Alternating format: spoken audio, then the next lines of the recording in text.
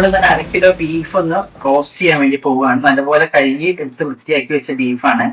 അതിനകത്തേക്ക് ഒരു 1/2 ടീസ്പൂൺ മഞ്ഞൾപ്പൊടി, 1 ടേബിൾ സ്പൂണോളം പെപ്പർ പൗഡർ, അതേപോലെ തന്നെ 2 ടേബിൾ സ്പൂൺ നല്ല കാശ്മീരി മുളക് പൊടി, സാധാരണ എരിവുള്ള മുളക് പൊടിയും കൂടെ മിക്സ് ആണ്.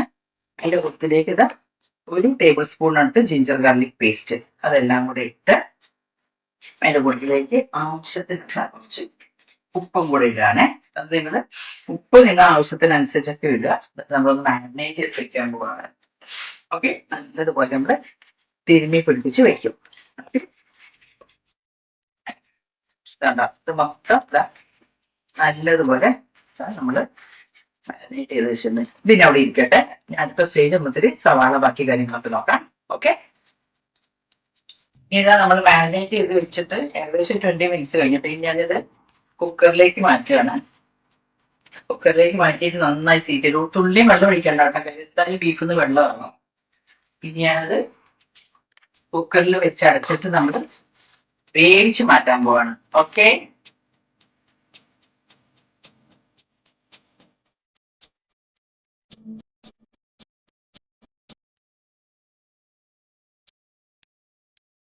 നമ്മളെ ബീഫ് വെന്ത കുക്കറിനകത്ത് ഇരിക്കുന്നുണ്ട്.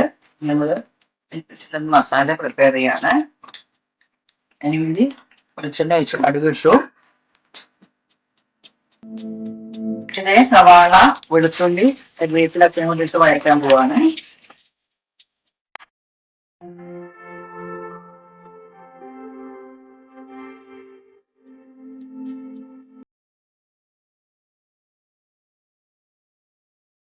അതിന് വേണ്ട കുറച്ച് ഉപ്പ് നമ്മൾ ഇടാണ്. സവാളയ്ക്ക് വേണ്ടുന്ന ഉപ്പ് കുറച്ച് ഇടാണ്. മത്സരം പറയുന്ന പോലെ സവാള ഇടുമ്പോ കുറച്ച് പെട്ടെന്ന് വഴന്ന് കിട്ടും. ഓക്കെ, അവിടെ ഇരുന്നൊന്ന് വഴണ്ടോട്ടെ.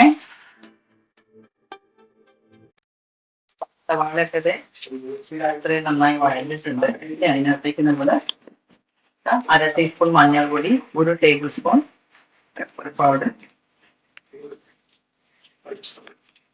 അതിനകത്തേക്ക് 1 ടേബിൾ സ്പൂൺ എടുത്ത് കാശ്മീരി മുളക് പൊടി, ഒരു 1.5 tablespoon meat masala. Okay, ഇട്ടിട്ട് നമ്മളൊന്ന് നന്നായിട്ടൊന്നുകൂടെ വഴറ്റുവാണേ.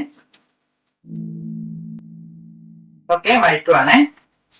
അതിനകത്തേക്ക് ഇതേ ജസ്റ്റ് വഴറ്റി കഴിഞ്ഞിട്ടുണ്ടെങ്കിൽ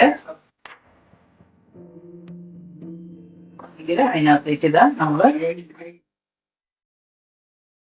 കുറച്ച് 1/2 ടീസ്പൂൺ എടുത്ത് കടമുളക് ഇടുന്നുണ്ട് കേട്ടോ. അതൊക്കെ നിങ്ങൾ സ്പൈസി ആയിട്ട് വേണ്ട എന്നുള്ളവർക്ക് വേണമെങ്കിൽ അതൊക്കെ കുറയ്ക്കാം. ഓക്കെ, ഇതിനകത്തേക്ക് ഇത് തക്കാളി മുറിച്ച് വെച്ചത് ഒരു 10 മുളക് ഇടുന്നുണ്ട് കേട്ടോ. ഇതും കൂടെ ഇട്ട് വെച്ചിട്ട് ഞാൻ വീണ്ടും അത് ജസ്റ്റ് ഒന്ന് അടച്ചു വെക്കുകയാണേ.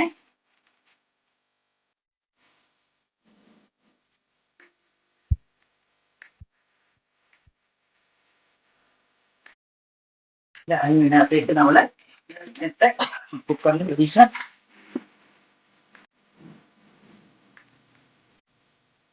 ബീഫാണ് എടുത്തു കേട്ടോ.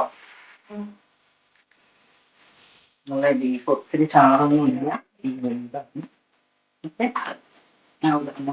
പേരത്തി അങ്ങോട്ട് എടുക്കാം.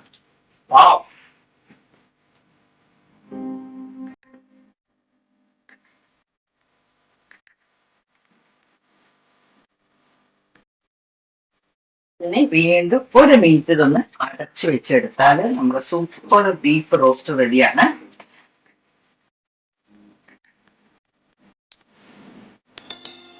നമ്മളൊരു മിനിറ്റും കൂടെ ഇപ്പം